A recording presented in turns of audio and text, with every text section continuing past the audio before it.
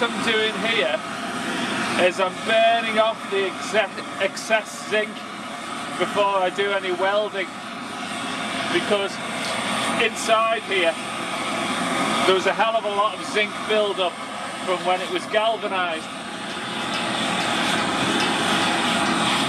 You can see I can melt it off with a propane blowtorch. If I don't do this, when I do the welding, it will be a weaker weld because there'll be zinc impurities in it.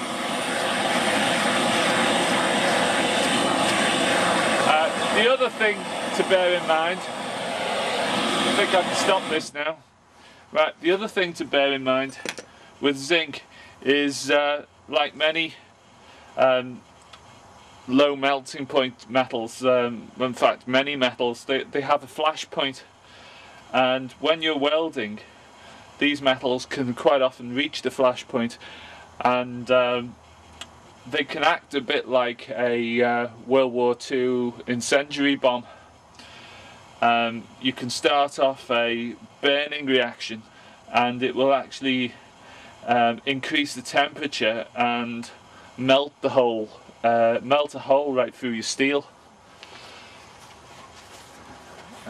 You can see I've melted quite a bit of zinc out of there, and it's dripped onto the floor. Right, so what I've done is I've got a piece of stainless steel flat bar, which is about 2.5mm thick, and I've bent this round into a rough circle by forming it around some pipes and hammering it in the vise. Yeah, it's got a slot here at this point, but that doesn't matter at all, because I'll just fill it all up with weld. Now what I'm doing is I'm going to knock this inside of the two pipes. It's quite springy because it is stainless steel and it's a tight fit, so I'm going to knock it into the two pieces, slide them together, then check everything is straight before I start welding. Then when I start welding it, I'll weld it a little bit on one side and a little bit on the other side, and then I'll recheck whether it's still straight or not. Then I will weld it on the opposing sides and check it again, and I'll carry on like that, tacking it in a few points until I'm happy with it. If it starts going out of alignment, then I've got to grind one or more of the welds away and adjust it and do it again. So I'll see how that goes.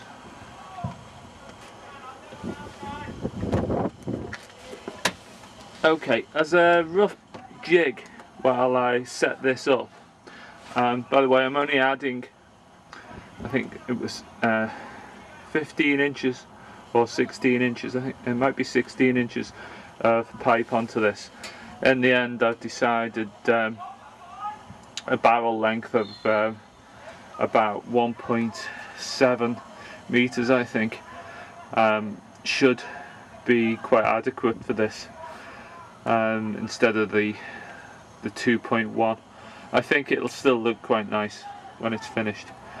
It might have more of a slightly more of a howitzer look to it than the 37, but I'm just trying to go with what's sensible. Now, these two pieces of angle iron, I've cable tied them. Basically, when you pull a round surface into the angle, it should sit at a parallel, if you know what I mean. Don't know whether I'm describing that quite correctly there, but basically it's a rough jig to try and get this extension straight while I weld it up. Okay.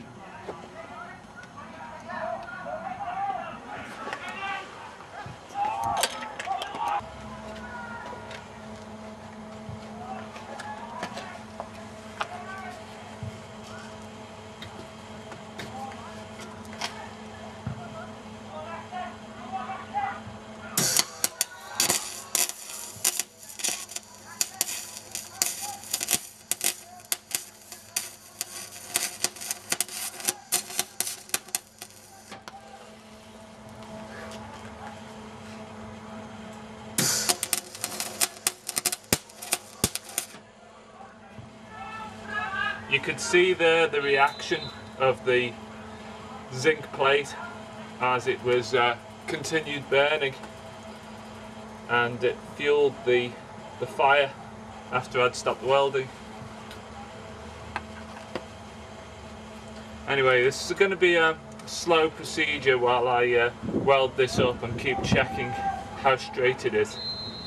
So we'll see how it looks in a few minutes.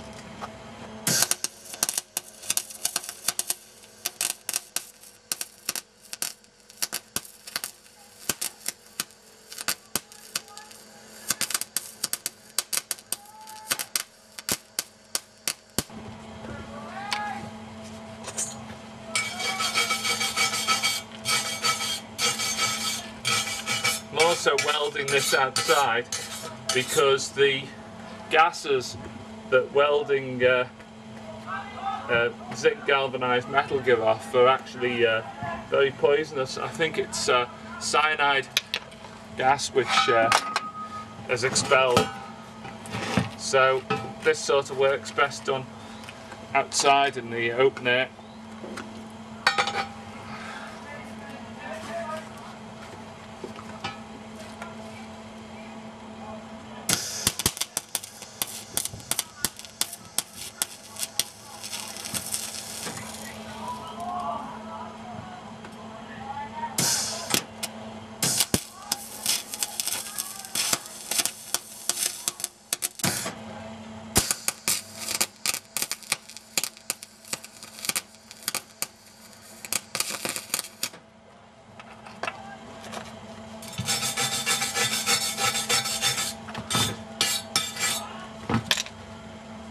Yeah, next step's grinding.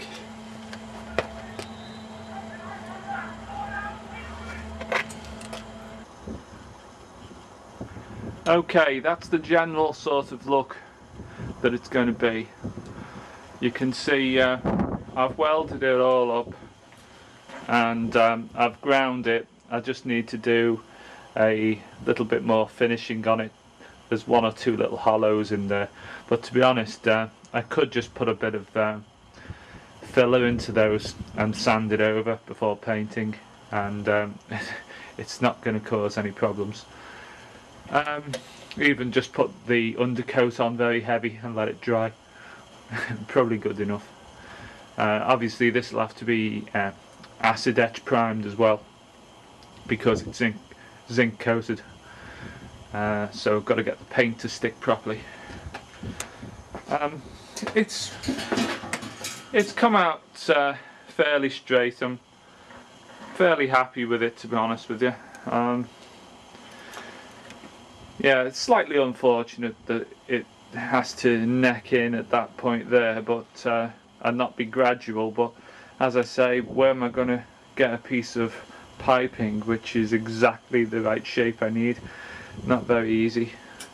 So, you know, it's like many things I build, there's got to be a compromise somewhere with it. Also, I don't know if I've mentioned this before, but I'm going to put a propane crop scarer into this thing, and it's relatively important that I have a very large diameter pipe, otherwise it's going to stifle the explosion which comes out of it. I'll be showing you the crop scarer, which I'm going to be using later on. So somewhere it would be nice to be able to hide a propane bottle on this. Now, one of the places I could hide the propane bottle is in the tube which fits underneath the actual barrel, or in fact I could make the rear section of the barrel the holder for the propane canister. If I'm not going to be using this thing like a crop scarer is, running for weeks on end on a big bottle of gas, then the odds are is that I could get away with using quite a small propane bottle. I've actually got one I'll just go and grab. Right, this is actually a propane bottle. you can see it's around 70 millimeters in diameter, from what I remember measuring it earlier. Unfortunately, it doesn't fit inside this piping I've got here. So the piece of piping I was intended to use underneath the barrel, it doesn't fit in. Now that doesn't mean I can't use some of that and then maybe use a larger piece towards the rear underneath the breech area. This is all going to be chopped to the right size and so on, and I'm using this piece of piping over the outer edge, over the outer jacket of this pipe, which I was talking about in the last video. Well, I'm using this as a counterweight to balance it at the moment. Just slide this up and down. Now somehow this propane canister could be mounted in the pipe underneath the barrel. So I can take the front of this cap off, and you can see it takes a screw-on fitting. So I'd have to find some form of connector which you can screw on, which depresses the valve down inside there, and then just has the pipe coming off. Thing is, it probably needs to have a regulator on it as well. So it'd have to be a fitting that goes on there with a regulator, so I can set the amount of gas which comes out of it, and I'd have to hide all that under the barrel, or, as I mentioned, actually in the rear of the barrel itself. Now I could do that, and I could hide the spark plug which they use to ignite the gas further down the barrel, somewhere down here. In fact, the spark plug could be fitted in from underneath, and a HT lead ran through the casing of the barrel down and underneath and clipped onto the spark plug down here, and I could weld a plate inside the main barrel, about approximately there, and this could contain the gas bottle and well, mainly the gas bottle really, but gas bottle and regulator. Now what I'm intending to do for the electronics which run it, possibly I could put the HT coil in here as well, but I'd have to think about that. HT coil next to the gas bottle, not sure about that one. The other place I can hide things is just about up here. Up here it has a toolbox. Now what I'm intending to do is build a toolbox up in this area, and when you see the bird scarer I've got, you'll see that it's got a programmable keypad on it, touch sensitive keypad. Now I'm thinking of making the box big enough to take a lead acid gel battery inside it, plus have the keypad so that it fits at the front, and have a dummy cover which drops down and exposes the keypad, and then I can fold the cover back up again and hide the keypad. So yeah, so the unit I've got will allow me to program the gun so that it can fire at regular intervals or completely at random. It can fire random sequences of shots off, and it should work quite well.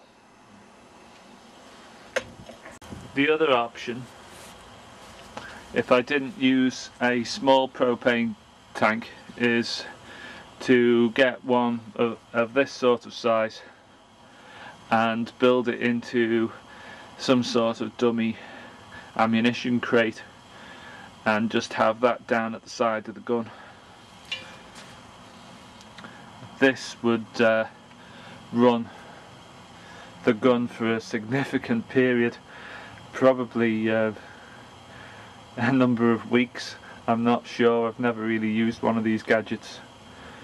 As I say, it is a propane tank, and the regulators for these are quite easy to get hold of. For instance, this regulator might even be adaptable to fit the small canister I've got. I'm not sure.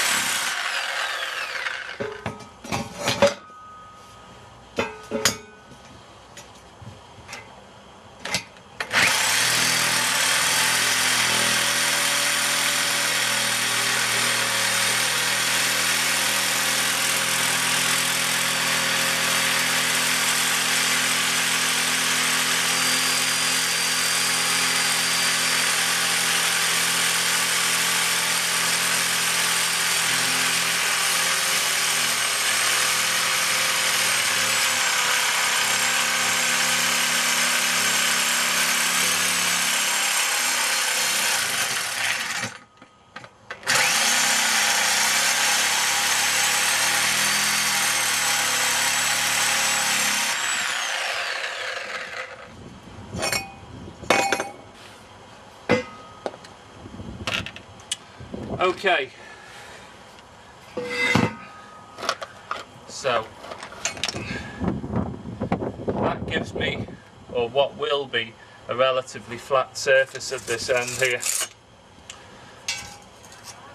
which measures just a touch under 4.5 inches outside diameter, inside's 4 inches. So what I've done is I've put a mark on here, which is, I think it's, yeah, that is 170 centimetres, 1.7 metres long to the far end there, and it's actually 50 centimetres from the rear of the shield plate. Now what I'm intending to do here is I'm going to cut out a round disc and weld it, put a nice heavy weld around the rear of here and seal that off. That is going to be the back of my compression chamber. And in the centre of that it's going to have a socket for a spark plug fixed. Then from approximately here out, I'm then going to build a box which will contain any other components needed to make this fire. I might be able to put the small lead acid battery inside the box, which will be the dummy breech, so the electronics might be able to be stored here, the lead acid battery, as I say, and the ignition coil and the spark plug. Now yeah, there'll also be the solenoid valve which injects the gas into the cylinder. That will probably also have to be stored in this area here. So I'll see how things go. It might start getting a bit cramped and I might have to put the gel battery up in the dummy toolbox up on the shield. I think that's probably going to be the best place. Put all the parts which I need to get at to change up in the shield case. I may even be, up in the toolbox on the shield. I may even be able to put the gas a small gas cylinder up in there yet. I haven't decided. So the next step is going to be cut a disc out and weld it onto the back here. I intend to then cut a square plate out, probably, and weld that from the inside round at that point. Then the welds won't be seen on the outer edge. So if I weld a square plate there with a large hole in it and slide it on from the other end back this way, I can then put a nice heavy weld round the back. Okay, this is the disc I've just quickly cut out. It's a piece of the shield plate which I cut out of the centre. If you remember, I cut the centre piece out using a drill, which made a bit of an arc, so it was almost half done for me. Now, I drilled a hole in the centre of this, and then I thought on afterwards, that's probably not the correct space.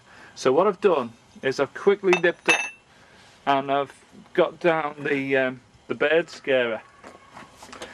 So this is the bird scarer which I bought over eBay. It was only £55, quite cheap when they cost about £350 new. It's a Scatterbird Mark III made by Portec, and here on the side is the control panel. Round here at the back of it we actually have the power supply wires, which is just goes to a 12 volt battery. Now you can also put a 12 volt gel cell battery up in the top in here. You can see the batteries don't have to be very large. It's only about, say, 3.5 inches square and about, say, 6 inches long. Now in here we have the wires which go through to the control panel at the side. There's not a lot behind that control panel, bit of circuitry. Yeah, here we have the 12 volt coil. You can see it clearly says 12 volts there. So this red wire here is what goes off to your spark plug, which you can see the spark plug there at the back. And you've got your positive and negative wires here which operate the coil. So one of the wires from the coil obviously goes off to the timing circuits on the control panel around the side. Yeah, the yellow wire which is there goes to an earth point down there, which is connected to the casing of the combustion chamber. Now this gadget here is your gas solenoid. So basically that's an electric valve which delivers a certain amount of gas depending on the instructions that it receives from the control board around the side. There again you can see the wires which operate the solenoid feed off round to the control board. So basically the unit just squirts a certain amount of propane gas into a cylinder and then explodes it using the ignition coil down here, which is connected to that spark plug.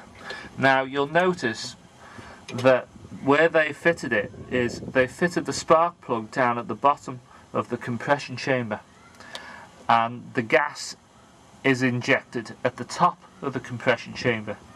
Now the reason for that is the propane gas, being heavier than air, will settle at the bottom of the cylinder. So hence my hole I've just drilled is in the wrong space, but I'll soon weld that over and drill another couple of holes. So I'm going to have to work out how I'm going to fit the spark plugs on. It looks to me, if you glance down there, what they seem to have done is they might have, see there's like a disc welded there with just a tack weld on each side, and the spark plug screwed into that. Now what I suspect that is it's probably one of these gadgets you can screw into an engine block if you've stripped the threads. I can't think what they're called now. I'll remember later, and I might put it up on a bubble on this video. So what else have we got? We've got the gas pipe here, which comes down here to the gas regulator, which would obviously be connected up to the gas bottle. Now this one, they seem to it seems to be set to 2